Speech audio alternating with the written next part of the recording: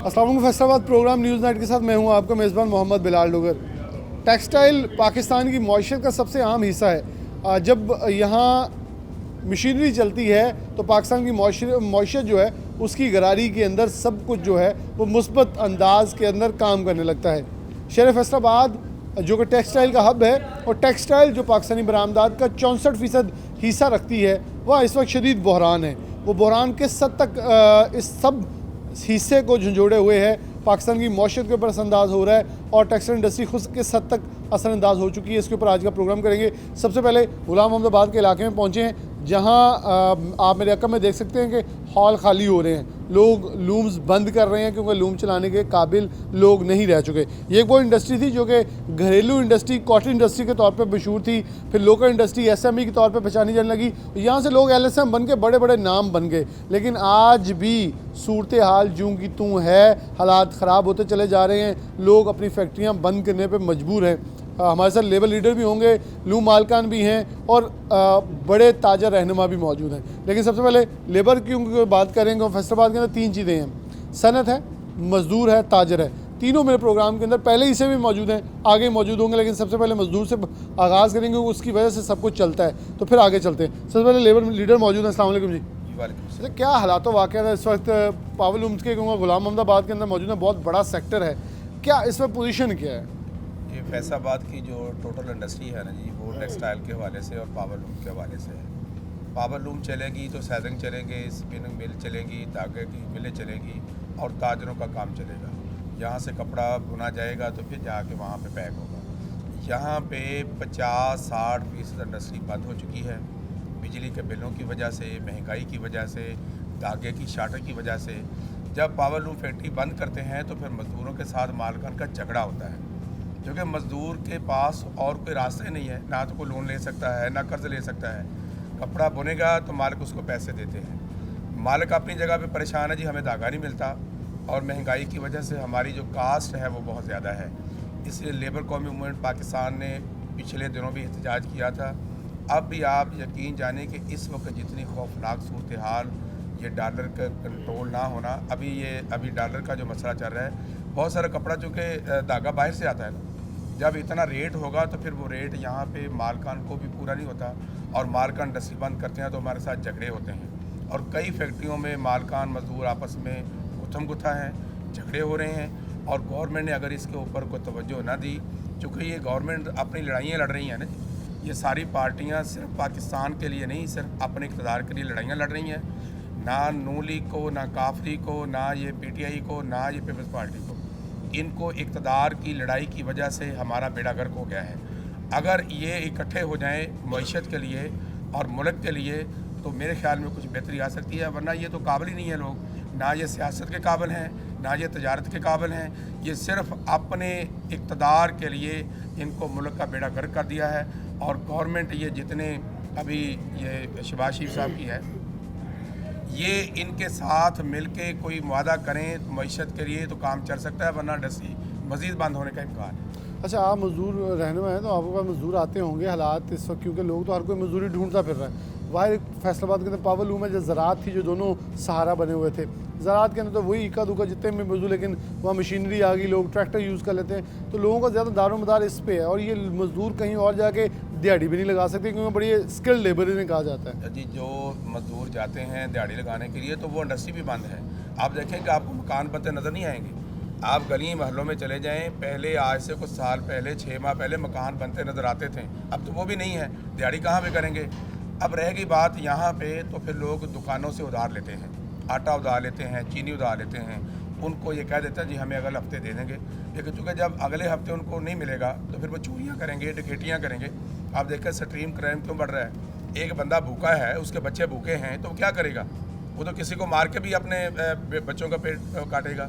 इसलिए बड़ी खौफनाक सूरत हाल है।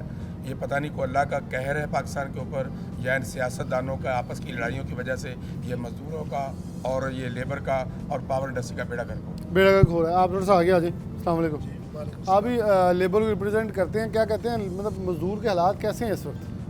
मजदूर के हालात इस वक्त ऐसे हैं कि आप कुछ ना पूछें। रात को खाने के लिए आटा नहीं है, आटा है तो सब्ज़ी नहीं है, सब्ज़ी है तो दाल नहीं है, ना सब्ज़ी है मिल रही है, ना आटा मिल रहा है। लाइनों में लगना पड़ता है, हज़ारों हज़ारों 2-2 3-3 घंटे उधर करना पड़ता है। जब एंड पर बारी आती है तो वो कहते हैं जी ख़त्म हो गया।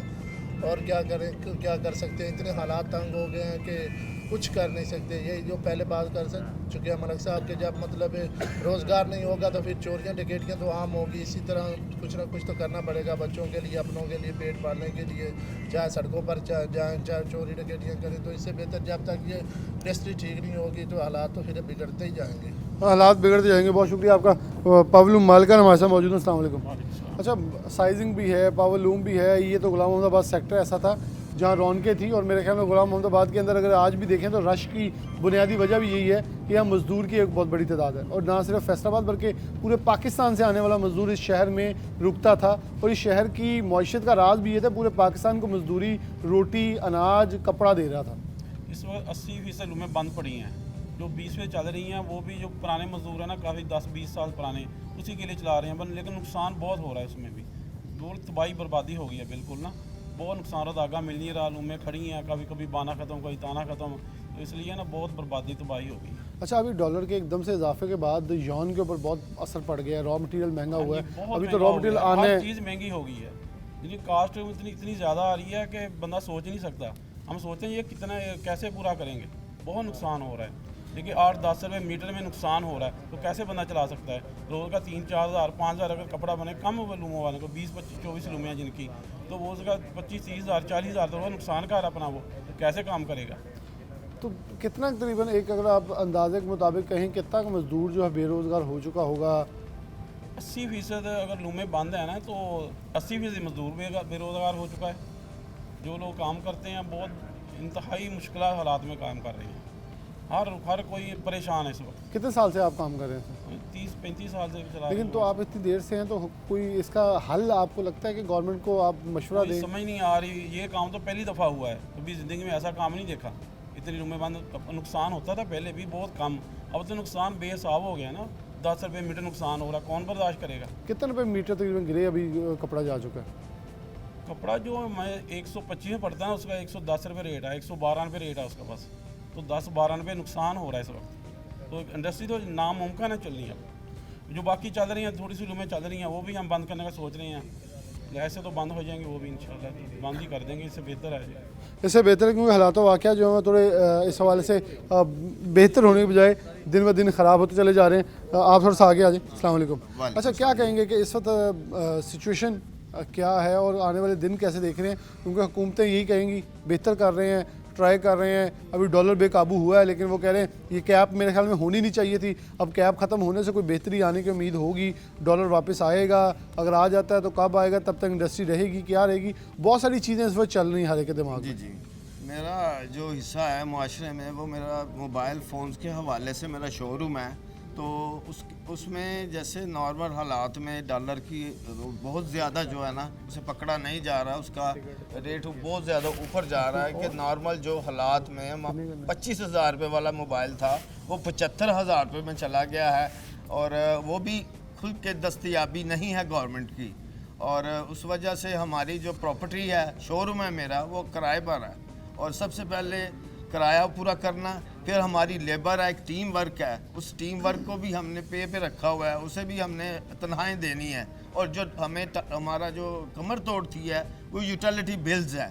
यूटिलिटी बिल्स हमें बिजली वगैरह वापडा वगैरह के वापडा मुश्किल से पूरा करती है, पूरा नहीं कर रही ना, हमें बिजली पूरी होती है। और दूसरा काम में मुश्किल पेश आती है कि यूटिलिटी बिल जो है ना वो पूरा नहीं हो पा रहा, बहुत ज़्यादा ओवर चार्जेस है टैक्सेस के हवाले से। और जो आपने बात शुरू की है डॉलर के हवाले से, वो तो यूँ का तो पकड़ा ही नहीं जा रहा, डे बाई डे ऊपर की तरफ जा रहा है। हमारी समझ से बाहर है कि 1,90,000 रुपया तोला सोना हो चुका है। 2 लाख क्रॉस कर गया, 2 लाख क्रॉस कर चुका है। जी आप बिल्कुल ठीक कह रहे हैं। तो हमें बिल्कुल समझ नहीं आ रही कि हम अपना शोरूम बंद करें, क्या करें। हमने अपनी टीम को मतलब कि शॉर्ट कर दिया है, अपने वर्कर्स को शॉर्ट कर दिया है कि वो जो है हम उनको पे नहीं दे पा रहे। हमारे साथ मेरे सबसे पहले एक दोस्त और मौजूद हैं, उनसे बात करते हैं। अस्सलाम वालेकुम जी।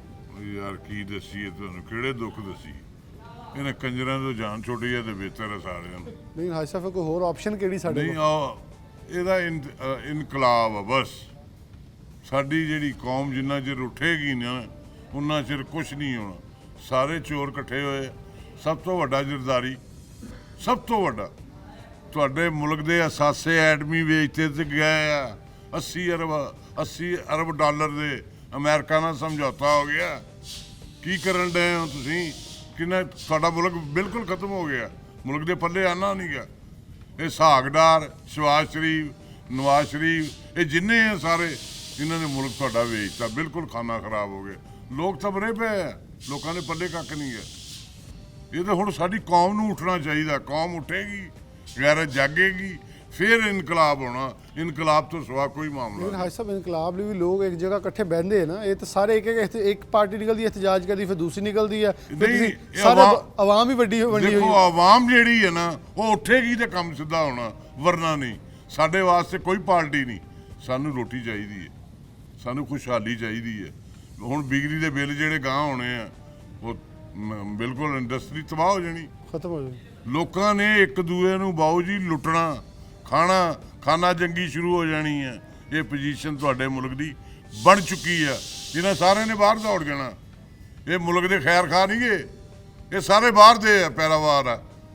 ਇਹਨਾਂ ਦੋਨੇ ਪਾਰਟੀਆਂ ਰਲ ਕੇ ਮੁਲਕ ਦਾ ਕਰਜ਼ਾ ਲਾ ਸਕਦੀਆਂ। ਇਹਨਾਂ ਨੂੰ ਪੁੱਛਣ ਵਾਲੇ, ਇਹਨਾਂ ਦੀ ਹਵਸ ਹੀ ਨਹੀਂ ਪੂਰੀ ਹੁੰਦੀ।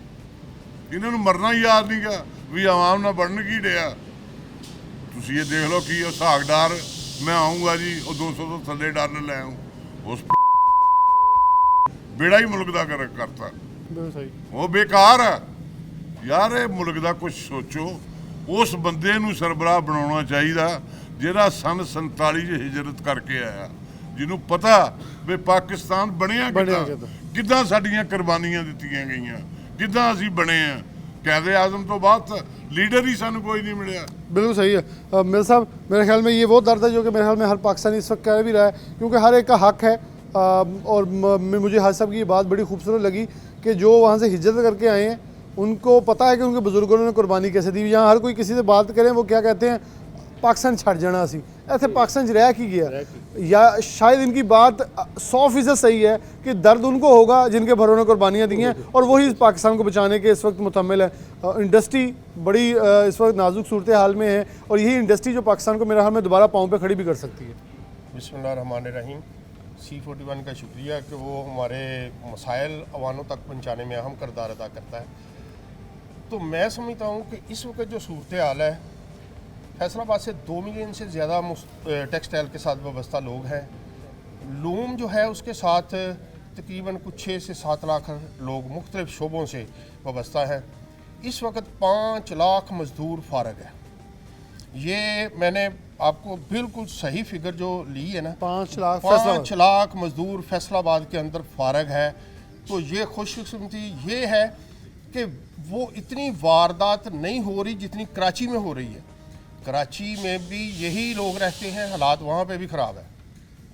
अब इसको कंट्रोल करने के लिए एक ही रास्ता है, फ़ौज हो, हमारे जितने ब्यूरोक्रेट हों, हमारे जज हों, हमारे इंडस्ट्री ऑनर हो। जितनी देर तक मईशत पे तवज्जो नहीं दी जाएगी उतनी देर तक हालात किसी हालत में भी बेहतर नहीं हो सकते। हमारे मुल्क की मईशत जो है ना, उस पर तवज्जो देने के लिए सबसे बड़ा किरदार अदा करना चाहिए। सियासतदानों का जो किरदार है वो पूरी दुनिया के सामने है। सुबह को एक बयान आता है, शाम को और बयान आता है। मैं कहता हूँ कलमा भी पढ़ते हैं, रियासत मदीना के भी नारे लगाते हैं और झूठ भी बोलते हैं, तो फिर अल्लाह कैसे बरकत डालेगा।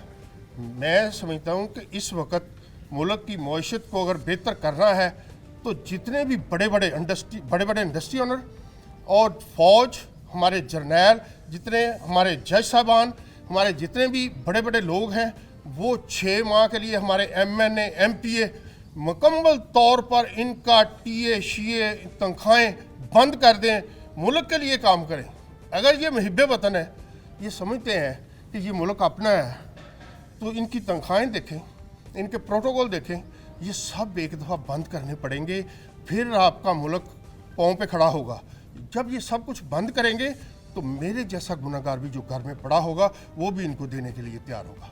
साहब इंडस्ट्री में आपकी बात बिल्कुल 100% राइट है कि इंडस्ट्रियलिस्ट जाता है, वो शहर से बाहर कपड़ा बेचने भी जाता है, लेने भी जाता है, उससे कोई टीएडीए नहीं होता, क्योंकि वो खर्चा इस पाकिस्तान के लिए खर्चा है सब कुछ, और इस पाकिस्तान को मजबूत करना चाह रहा है। इंडस्ट्री के लिए ख़ास क्या करें? बिल्कुल आपकी बात सही है कि एक पेज पर आने से मिसाक जमहूरियत कितना ज़रूरी है। सियासत इलेक्शन मांग रहे हैं यहाँ सारे के इलेक्शन करवा दें, लेकिन उसके बाद क्या होगा? फिर एक जमात उठेगी, इलेक्शन का रिजल्ट नहीं मानेगी, फिर एक नया तनाज़ा शुरू हो जाएगा। मिसाक जमहूरियत हो चुका, मिसाक मौशत कितना ज़रूरी है कि सबको मिल बैठ के एक ऐसा मैकेनिज़्म बनाए कि इस मुल्क को पहले चला लिया जाए। मैं समझता हूँ कि इस मुल्क के अंदर कोई इलेक्शन की ज़रूरत नहीं है।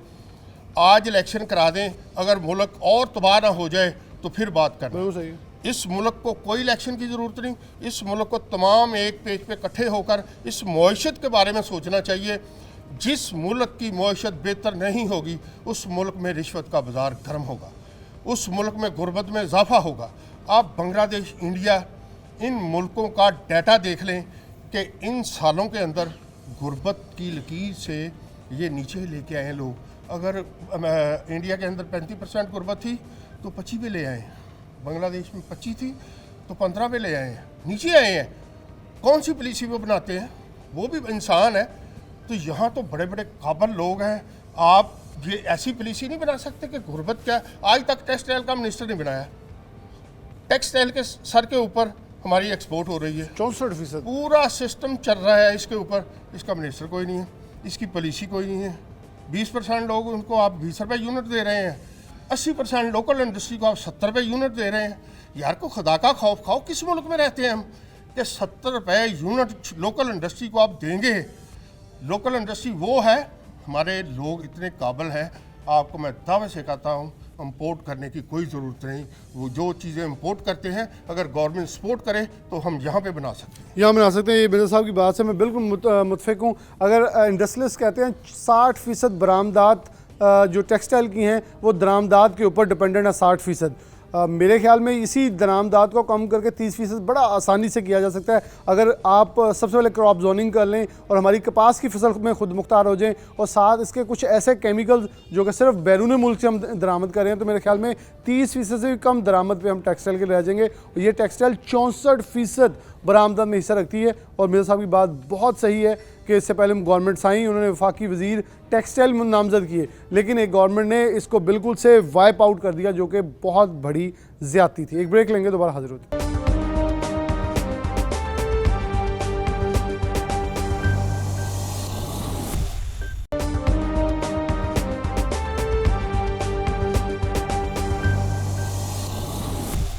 वेलकम बैक नाज़रीन, दोबारा से प्रोग्राम के अंदर खुशामदीद कहते हैं।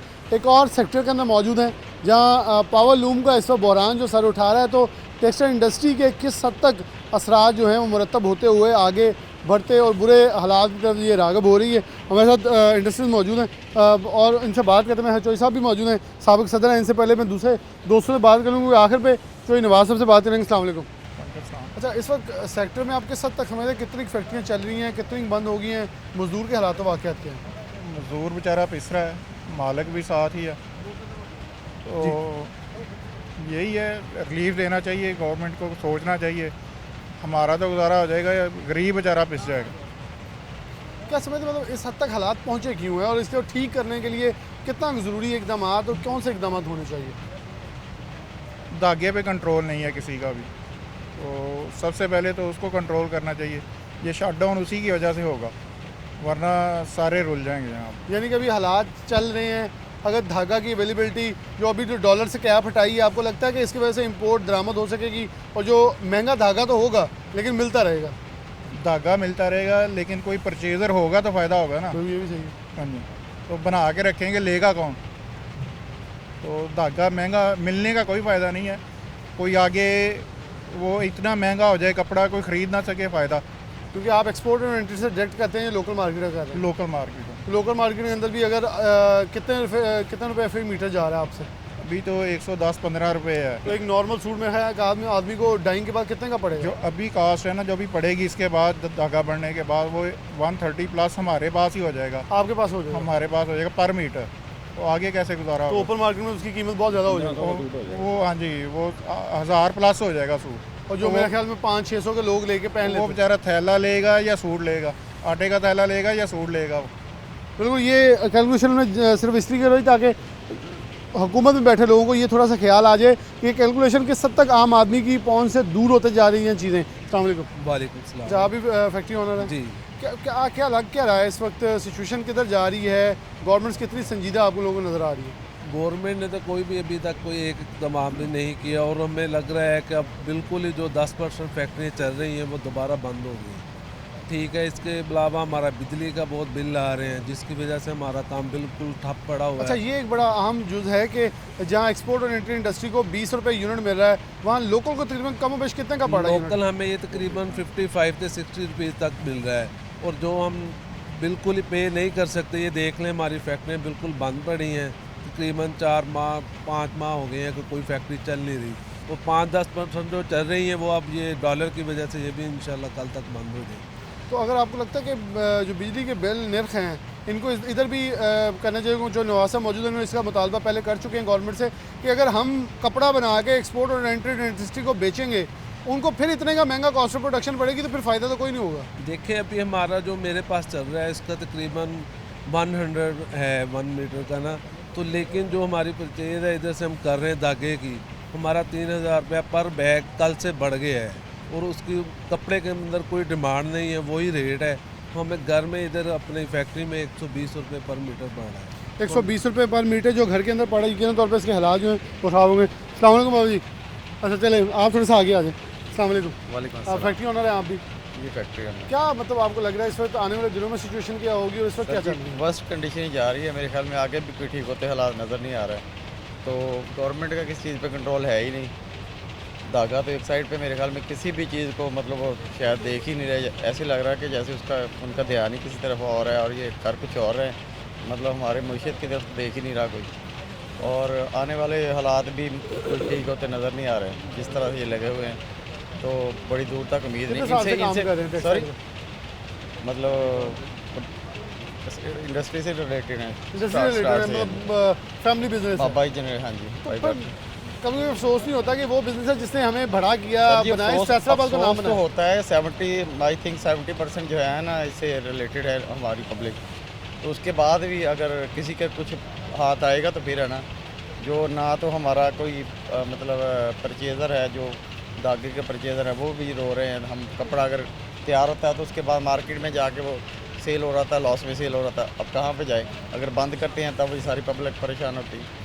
अमीर आदमी गुजारा थोड़ा बहुत सर्वाइव कर ही जाएगा, मतलब 2-4 माह, साल 2 साल 4 साल, मतलब जिसने डेली वेजेस पे होना है, जिसने सिर्फ यहाँ से लेके 200-400 जाके तो अपने घर का राशन चलाना, उस पर मतलब सोचें क्या बनेगा, उस पर सोचेंगे। और गवर्नमेंट जो है मतलब अपने पता नहीं किसी कामों में लगी हुई है कि नहीं लगी हुई, इंडस्ट्री या कोई और चीज़ें हैं मईशत की तरफ बिल्कुल आना नहीं चाह रही शायद। बिल्कुल आना चाहिए, तरजीह नहीं लग रही लोगों की। यहाँ मजदूर कुछ मौजूद हैं। अस्सलाम वालेकुम। वालेकुम कहाँ के रहने वाले? हाँ जी, मैं महला सुल्तान नगर रहने वाला जी, कुड़ी बिलास। कितना कमा लेंगे? ਤੇ ਆਹੀ ਹੈ ਦਿਨਾਂ ਦਾ ਹਫਤਾ ਜੀ 4,500 5,000 ਤੇ ਮਹਿੰਗਾਈ ਇੰਨੀ ਹੋਈ ਹੋਈ ਆ ਤੇ ਨਹੀਂ ਕਿੰਨੇ ਬੱਚੇ? ਗੁਜ਼ਾਰਾ ਹੋ ਰਿਹਾ। ਬੱਚੇ ਮਾਸ਼ਾਅੱਲਾ ਮੇਰੇ ਹੈਗੇ 5 ਜੀ। 5। कितना गुजारा कर रहे हैं? ਹਾਂ ਜੀ, ਗੁਜ਼ਾਰਾ ਬਹੁਤ ਔਖਾ ਹੋ ਰਿਹਾ। स्कूल भेज रहे बच्चे ने? ਹਾਂ ਜੀ, ਬੱਚੇ ਸਕੂਲ ਸਰਕਾਰੀ ਲਾਏ ਹੋਏ ਆ ਜੀ, ਉਹ प्राइवेट नहीं अफोर्ड कर सकते? ਹਾਂ ਜੀ, ਨਹੀਂ ਕਰ ਸਕਦੇ। तो की गवर्नमेंट को की कहना चाहूँगा मजदूर? ਗੌਰਮੈਂਟ ਨੂੰ ਇਹੀ ਕਹਿਣਾ ਚਾਹਾਂਗੇ ਜੀ, ਇਹ ਮਹਿੰਗਾਈ ਇੰਨੀ ਆ ਤੇ ਆ ਹੁਣ ਆਹ ਗੈਸ ਹੀ ਲਾ ਲਓ, ਗੈਸ ਉੱਤੇ ਗੈਸ ਹੈ ਨਹੀਂ ਸਾਡੇ ਵਾਲੀ ਸਾਈਡ ਤੇ ਗੈਸ ਕੱਲ ਮੈਂ ਭਰਾਇਆ ਵਾ ਤੇ 290 ਰੁਪਏ ਦਾ ਕਿਲੋ। ਹੁਣ ਦੱਸੋ ਜੀ 5 ਕਿਲੋ ਜੇ ਭਰਾਣਾ ਹੋਵੇ ਤੇ ਹਫਤਾ ਲੰਘਦਾ ਤੇ ਉਹ ਕਿਸ ਤਰ੍ਹਾਂ ਲੰਘੇਗਾ ਹਫਤਾ ਸਾਡਾ? यानी कि 500 जी ਤੁਹਾਡਾ ਇੱਕ ਹਫਤਾ ਵਾ ਹਾਂ ਤੇ ਜੀ। 4 ਹਫਤੇ ਲਾ ਲਓ ਤਾਂ 2000 ਰੁਪਏ ਦਾ ਤੁਹਾਡਾ ਆ ਗਿਆ। ਹਾਂ ਜੀ, ਇਹ ਤੋਂ ਹੀ ਲਾ ਲਓ ਤੁਸੀਂ, ਪਿਆਜ਼ ਲਾ ਲਓ ਤੁਸੀਂ, ਆਟਾ ਲਾ ਲਓ, ਆਟਾ ਕਿਸ ਤਰ੍ਹਾਂ ਮਿਲ ਰਿਹਾ? ਬਹੁਤ ਆਵਾਜ਼ ਆ ਰਹੀ ਆ, ਬਹੁਤ ਔਖੇ ਹੋਏ ਆ। बड़े लोग तंग हैं, मजदूर काम में तंग हैं। अस्सलाम वालेकुम जी। मजदूरी करते हैं आप भी? हाँ जी, मजदूरी कितने साल हो गए लूमों में काम करते? तकरीबन 35-36 साल हो गए की हालात तो वाकयात बड़े कहते खराब है। हालात वाकयात कहते जी हुण इस वक्त तक मजदूर तो मर गया, मजदूर के पल्ले कुछ नहीं रहा। 4-5 महीने हो गए आ गली गली फिरते हैं, रोज़ काम ही नहीं मिलता। अच्छा, तुसी वेले आ जाओ? इंडस्ट्री बंद है। हाँ जी, इन्ने हालात खराब आ कि रोन वाली गल, हालात इन्ने खराब मरन वाली गल। हुण की करिए असीं, की आ जाके हुकूमत अगे मुतालबा ही कर सकते हैं ना कि महंगाई ते कंट्रोल करो। ਆਟਾ ਲੈਣ ਜਾਂਦੇ ਆ, ਉੱਥੇ ਜਾ ਕੇ ਲਾਈਨ ਦੇ ਵਿੱਚ ਲੱਗਣਾ ਪੈਂਦਾ, ਦਿਹਾੜੀ ਉੱਥੇ ਟੁੱਟ ਜਾਂਦੀ ਹੈ। 10 ਕਿਲੋ ਦਾ ਥੈਲਾ ਮਿਲਦਾ, ਜਿਹਦੇ 10-12 ਬੱਚੇ ਆ ਨਿੱਕੇ ਨਿੱਕੇ ਖਾਣ ਵਾਲੇ, ਉਹਦੇ 2 ਦਿਨ ਨਹੀਂ ਲੰਘਦੇ। ਉਹ ਇੱਕ ਦਿਨ ਤੋਂ ਬਾਅਦ ਫੇਰ ਲਾਈਨ 'ਚ ਲੱਗ ਜਾਂਦਾ, ਫੇਰ ਸ਼ਾਮ ਪੈ ਜਾਂਦੀ ਆ। ਪੈਟਰੋਲ ਲੈਣ ਅੱਜ ਗਏ ਆ, 200 ਰੁਪਏ ਦਾ ਉਹ ਦੇ ਰਹੇ ਆ, ਲੀਟਰ ਜਿਹੜਾ 215-20 ਰੁਪਏ ਦਾ, ਲੇਕਿਨ 1 ਲੀਟਰ ਤੋਂ ਬਾਅਦ ਉਹ ਲੀਟਰ ਨਹੀਂ ਦੇ ਰਿਹਾ ਪੂਰਾ। ਉਹ ਕਹਿੰਦੇ ਜੀ ਕੱਲ੍ਹ ਨੂੰ ਮਹਿੰਗਾ ਹੋਣਾ, ਅਸੀਂ ਮਹਿੰਗਾ ਹੀ ਵੇਚਣਾ, ਅਸੀਂ नहीं दे सकते। ये हालात है, ਹੁਣ ਕੀ ਕਰੇਗਾ मजदूर? आ जाके खुदकुशियाँ करूँगा। मजदूर की बिल्कुल हाथ इनकी बात सही है कि पेट्रोल की एक नया बहरान जन्म ले चुका है, तो कौन कहाँ जाएगा, ये एक बहुत बड़ा सवालिया निशान है। तो निवासा मौजूद है। चौधरी साहब, आप सदर भी रह चुके हैं चैम्बर के, और मेरे साहब नुमाइंदगी करते हैं। क्या लग रहा है कोई भी सियासी जमात एक फ़र्द वाहिद की तरह काम कर रही है? हालात ख़राब हो रहे हैं, ये कैप शायद ना ही की जाती तो आज शायद इतने वर्स्ट सिचुएशन होती जिस तरफ हम बढ़ चुके हैं। जी बिलाल, शुक्रिया 41, आपने हमेशा ही जब भी कोई जो भी इशू है उस पर आपने हमारा व्यू भी लिया, और करंट जो है उस पर आपने सारी चीज़ आप कवरेज करते हैं। वो हालात वाकई बड़े दगरगू हैं हमारे। मैं अपनी पावरलूम इंडस्ट्री की बात करूँगा, हमारा तो बिल्कुल पहले ही बहुत बुरा हाल था। पिछले 2-3 महीने से फैक्ट्रियाँ बंद थी, वो हमारी छोटी लूम बंद थी, लेकिन अब एयर जेट और वो जो शटललेस है उसको भी प्रॉब्लम आ रहा है, क्योंकि उसकी मेन वजह जो है डॉलर को कैप किया गया, जो मैं समझता हूँ कि वो गलत फैसला था। अगर इसको ओपन रखा जाता तो शायद इतने हम प्रॉब्लम में ना आते। उसकी वजह से हमारी इम्पोर्ट बंद हुई, इम्पोर्ट की वजह से अब हर चीज़ महंगाई मतलब आसमानों को जा रही है। आप देखें धागा तो चलो मतलब ये एक हमारा एक रॉ मटीरियल है, वो नहीं मिल रहा। उसके बाद केमिकल है, आपकी डाइज केमिकल वाले सारे रो रहे हैं, वो उनके कंटेनर खड़े हैं, इम्पोर्ट नहीं हो रहे।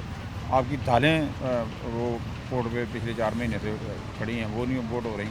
मतलब मुझे समझ नहीं आ रही कि गवर्नमेंट क्या कर रही है, मतलब मुझे कोई उनकी कोई पॉलिसियों की समझ नहीं आ रही। चौधरी साहब, इससे पहले होता था, मुतालबा होता था कि चले जी एक हड़ताल कर लेते हैं, बाइकआउट कर लेते हैं। अब तो बाइकआउट और हड़ताल की तरफ भी कोई नहीं जाना चाह रहा। वो कह रहे हैं एक दिन जो लूमें चलती हैं, शायद इससे जो पैसा आना है चलती रहने दें, कहीं बंद ना हो जाए। अब मालकान डर रहे हैं। नहीं, डर भी रहे हैं, कुछ हमें अपने मजदूर का भी ख्याल आता है, बंद करेंगे क्या करेंगे, फिर हम चलते रहते हैं कि चलो कोई ना कोई चांस आ जाएगा, चलने से ही चांस होगा, बंद होगी तो फिर तो चांस नहीं आता। लेकिन अब हम सोच रहे हैं कि कोई 1-2 दिन में हम मीटिंग बुला के तो शायद हम तो अपना काम उसको फ़िलहाल बंद कर लें, क्योंकि नुकसान अब कितनी देर तक करते रहेंगे। धागा 1500-2000 बैग 2 दिन में उसका रेट बढ़ गया है, और पहले ही कोई सेल नहीं थी ना। आर्डर हमें एक्सपोर्ट में तो मिले थे, लेकिन लोकल बिल्कुल लोगों के पास बाइंग नहीं है। तो एक्सपोर्ट जो जिस रेट पे यार्न चला गया है, तो एक्सपोर्ट मैं नहीं समझता कि एक्सपोर्ट होगी, तो वो भी रिवर्स हो जाएंगे हमारे। वो भी एक मतलब हमारे पास चांस था, लेकिन वो हमारी गलत पॉलिसी और हमारे जो मैं समझूंगा कि जो फाइनेंस मिनिस्टर हैं और कॉमर्स मिनिस्टर हैं वो इस वक्त नज़र नहीं आ रहे। वो अपना किरदार सही अदा नहीं कर सके जिस तरह करना चाहिए था। हमें उनसे तवक्कुआत भी थी, लेकिन वो कोई तवक्को पे पूरा नहीं उतरे। जो नवाज साहब, बहुत शुक्रिया आपका। मेरे ख्याल में बहुत क्लियर इस पर बात की कि मसल्स मौजूद थे, मसल्स काट दिए गए हैं, उनको ग्रो नहीं करने दिया। एक मुर्गी थी सोने का अंडा देने वाली मुर्गी, हलाल करके हम अब ये खुद सोच रहे हैं कि अब शायद वो सोने का अंडा एक जो है उसके ऊपर गुजारा सारी उम्र नहीं कर सकते, क्योंकि हमें थोड़ा सा तहम्मुल के साथ चलना था। लेकिन हमने कुछ अपनी पॉलिसीज़ ऐसी इख्तियार करने की कोशिश की जिसमें हमने रिस्क लेकर पूरा का पूरा जो सिस्टम है उसे जेपटाइज़ कर दिया है, जो कि ज़्यादा नुकसानदेह। एक ब्रेक लेंगे, दोबारा हाजिर होते हैं।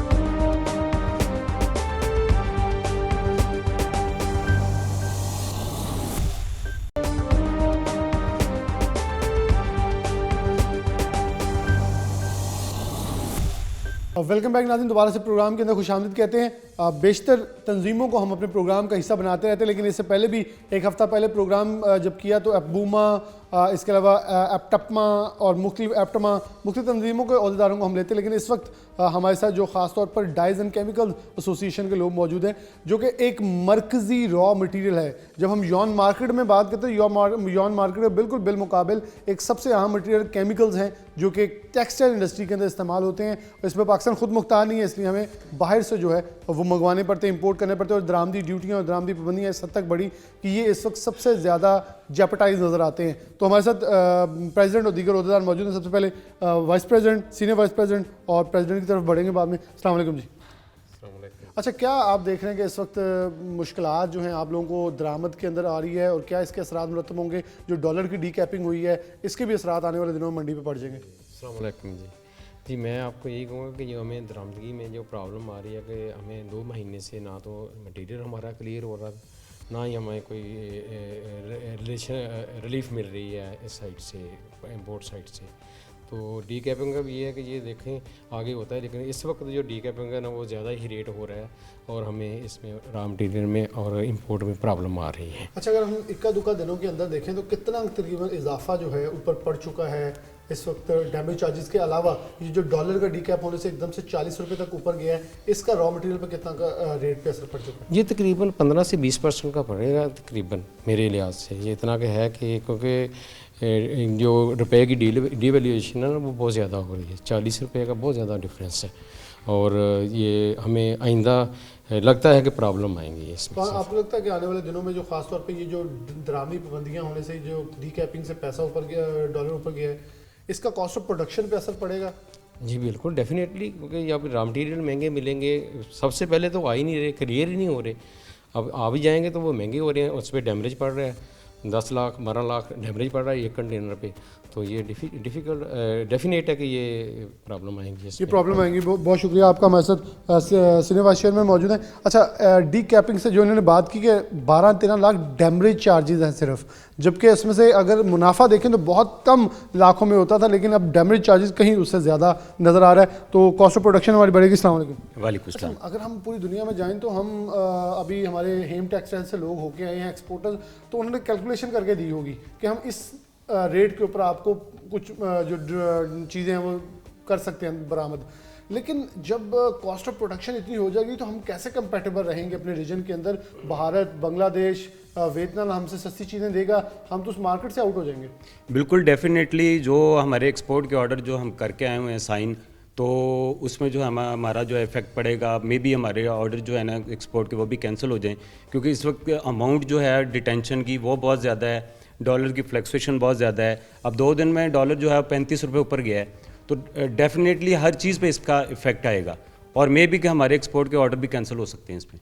तो आपको लगता है कि इस पर डी कैपिंग के साथ गवर्नमेंट को थोड़ा सा लुक आफ्टर करने चाहिए था कि बिलाशुबा एक बड़ी देर से कैप लगाई थी, नहीं लगाना चाहिए था? अगर डी कैप किया भी था तो थोड़ा सा आहिस्ता आहिस्ता ये इतना डिवैल्यू रुपये बिल्कुल, ये गवर्नमेंट की कह लें कि इनको अगर कैपिंग लगानी थी तो ये आहिस्ता आहिस्ता उसको यानी कि ऊपर लेके जाते। अब देखें यकदम जब ऊपर गया है 35 रुपये, उसमें हमारे रॉ मटेरियल्स में 30 से 35% का फ़र्क पड़ गया है। तो यही अगर आराम आराम से ऊपर जाता और आहिस्ता आहिस्ता जो है तो वो उसका इफेक्ट ज़रा कम आना था, उसका इफेक्ट कम आना था। निशान साहब, आप क्या कहते हैं कि अभी एक बोरा 3,000 रुपये से महंगा हो गया है, आप लोगों को 15-20% पड़ने हैं, अभी ये ख़त्म हो जाएगा यहाँ सिलसिला, इसकी कॉस्ट ऑफ प्रोडक्शन अभी होगी, इसके बाद फिर जो तरसीलात का खर्चा पड़ना है वो अलग है, क्योंकि पेट्रोलियम मसनूआत महंगी होनी है, उसके भी खर्चे अलग होंगे। ये तो फिर इतना महंगा हो जाएगा माल के आप आलमी मार्केट में जो ऑर्डर्स हैं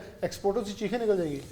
बिस्मिल्लाहिर्रहमानिर्रहीम, बिल्कुल आपकी बात दुरुस्त है, इसका बहुत सारा इम्पैक्ट आएगा जी, और मुझे नहीं लगता कि हम लोग समझ से बालातर है कि हम किस तरह सरवाइव कर सकेंगे। हम अपनी इकॉनमी को, हम लोग बिजनेसमैन हैं और हमने इस मुल्क में ही रहना है, और हमारी तो यही कोशिश है कि हम इसको चलाएं, पर हुकाम बाला जिनके पास अख्तियारात हैं, मुझे नहीं लग रहा कि वो इस बारे में कोई सीरियस हैं कि वो इसको कुछ सीरियसली लें।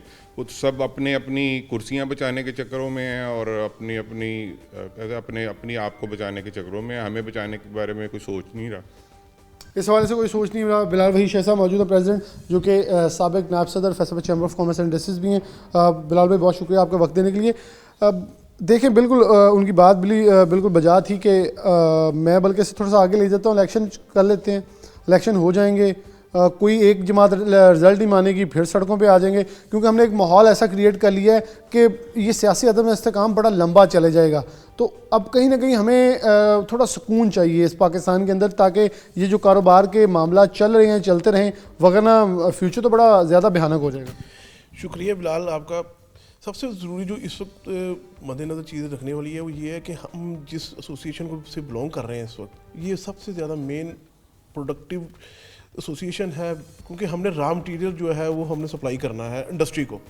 अगर हम रॉ मटेरियल नहीं सप्लाई कर पाएंगे, हम स्टेबिलिटी नहीं लेके आएंगे अपने मटेरियल्स के अंदर, हम अपने प्राइसेस के अंदर, तो हम कैसे मुल्क की तरक्की करेंगे? फर्स्ट ऑफ ऑल हम बीइंग ए पाकिस्तानी, हम पाकिस्तानी हैं, हमने पाकिस्तान को देखना है, क्योंकि पाकिस्तान ही हमारी पहचान है। अगर हम किसी भी दुनिया में किसी में जाते हैं, सबसे पहले हम बीइंग एम्बेसडर पाकिस्तान जाते हैं। अगर पाकिस्तान रहेगा तो हमारी पहचान रहेगी। तो हमें इसके ऊपर बहुत ज़्यादा तवज्जो की ज़रूरत है कि हमने पाकिस्तान को तरक्की की राह पे कैसे लेके जाना है, क्योंकि जो इस वक्त हालात हैं, जैसे मेरे वाइस प्रेसिडेंट और सीनियर वाइस प्रेसिडेंट ने आपसे बात की है कि मौजूदा सूरत हाल के अंदर हमें नहीं पता कि हमारे साथ हमारे मटीरियल किस रेट पे क्लियर होंगे और ये किस रेट पे हम इसको बेचेंगे, क्योंकि इस वक्त जो पोजीशन है वो 18 लाख रुपया मुझे खुद 2 दिनों के अंदर एक्स्ट्रा पड़ा है। मेरे बैंक के अंदर डॉक्यूमेंट पड़े हुए हैं और बैंक ने पेमेंट नहीं की, और सडनली कैब ख़त्म करने से मुझे 1 दिन के अंदर 18 लाख रुपये एक्स्ट्रा पे करना पड़ रहा है। अब मुझे ये बताएं कि ये सिंपल वो पेमेंट है जो मैं बीइंग डॉलर की एक्सचेंज रेट में एक्स्ट्रा दे रहा हूँ, और जो डिटेंशन चार्जेस या डैमरेज चार्जेस हैं वो इसके अलावा हैं। अब मुझे ये बताइए सारा कॉस्ट ऑफ इफेक्ट ही पड़ेगा।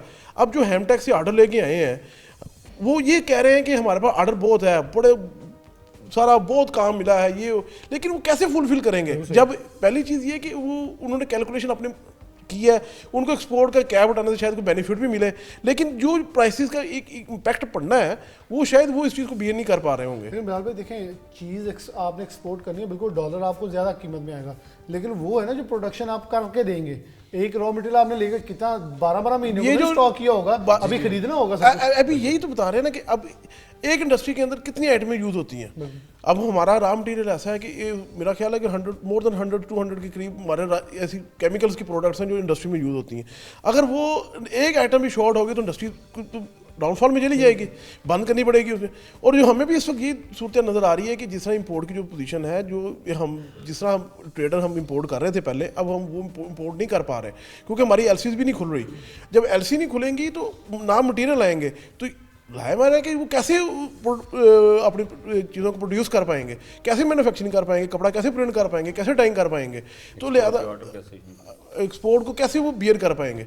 अब इन्हीं चीज़ों को मद्देनज़र रखना है कि आपने अपने आप को बीइंग पाकिस्तानी किस तरह सर्वाइव करना है और कैसे अपनी एक्सपोर्ट को बेहतर करना है और कैसे हमने इन चीज़ों को हालात को फेस करना है। अगर अब ये कैप को इन्होंने हटा तो दिया है, लेकिन जो उसका सडनली इम्पैक्ट है, अब आप ये देखिए आज हम जिस स्टेज पर खड़े हैं, आज भी हमें पता लग रहा है कि पेट्रोल भी शॉर्ट करना शुरू हो गया। क्यों शॉर्ट होना शुरू हो गया? कि वो क्योंकि प्राइसेस इंक्रीज होनी है, क्योंकि हमारे मुल्क में हम पाकिस्तान को बेस नहीं कर रहे हैं, हम सिर्फ अपनी पॉकेट मनी, अपने आप को इंडिविजुअली हर बंदा अपने आप को देख रहा है। जो इस वक्त सबसे ज़्यादा हमें ज़रूरत है कोलैबोरेशन की, आपस में एक दूसरे के इत्तेहाद की। ये वक्त है हमें एक दूसरे को इकट्ठा होने का। अगर हम इस वक्त इकट्ठा ना हुए तो मैं नहीं समझता कि पाकिस्तान बचेगा, लेकिन हमें सबसे ज़्यादा ज़रूरी है कि पाकिस्तान को बचाना है, इसकी तरक्की के लेके जाना है, तो फिर हम सब सर्वाइव करेंगे। क्योंकि बीइंग पाकिस्तानी मैं इस पर जोर दूंगा कि हम सबको मुतहिद होना है और एक वो तरीके इख्तियार करने हैं कि खीरानदोज़ी की तरफ ना जाए, हम लोगों को फैसिलिटेट करें, हम माल को लो प्रॉफिट पे बेच लें, लेकिन हमने इधर से कमाया है और हमें कोशिश भी यही है कि हम लोगों को फैसिलिटेट कर सकें। बहुत शुक्रिया बिलाल भाई शेख साहब की बात बिल्कुल सही है। जर्मनी को कर्जा देने वाला मुल्क अगर इस जगह पे पहुंचा है तो एक बात इनकी बड़ी कीमती थी कि आज हमें खुद फैसला करना होगा आवाम को, और शायद इन सियासी जमातों को भी ये सोचने की ज़रूरत है कि एक पेज पर रुक जाएँ। आज 10 रुपये की बजाय 1 रुपया कमा लें। अगर 1 रुपया आज कमाएंगे तो कल को हम 20 रुपये कमाने के लायक हो जाएंगे, लेकिन आज हमने 10 की बजाय 12 कमाने की कोशिश की तो फिर हमें वो 12 के बाद अगली बार 1 रुपया भी नहीं मिलेगा। तो हमें पूरी कौम को, मनहसल कौम एक होकर सोचना होगा कि हमारा फ्यूचर आने वाले दिन कैसे हैं, क्योंकि यहाँ कोई सियासी जमात या सियासी तनाज़ा नहीं। पाकिस्तान होगा, सियासत भी हो जाएगी, इख्तलाफात भी होंगे, सब कुछ होंगे, लेकिन इस वक्त बहुत ज़्यादा क्रूशल हालात हैं जिसमें हर किसी को सोचने की ज़रूरत है। और मेरे ख्याल में हर फ़र्द वाहिद को अपनी सियासी जमात को और सियासी कायदीन को मजबूर करने की ज़रूरत है कि वो एक टेबल पे बैठ जाएं और इस पाकिस्तान के मुस्बत इक़दामात और पाकिस्तान के फ्यूचर के बारे में सोचें। इसी के साथ प्रोग्राम न्यूज़ डर से इजाज़त दीजिए। अल्लाह हाफ़िज़।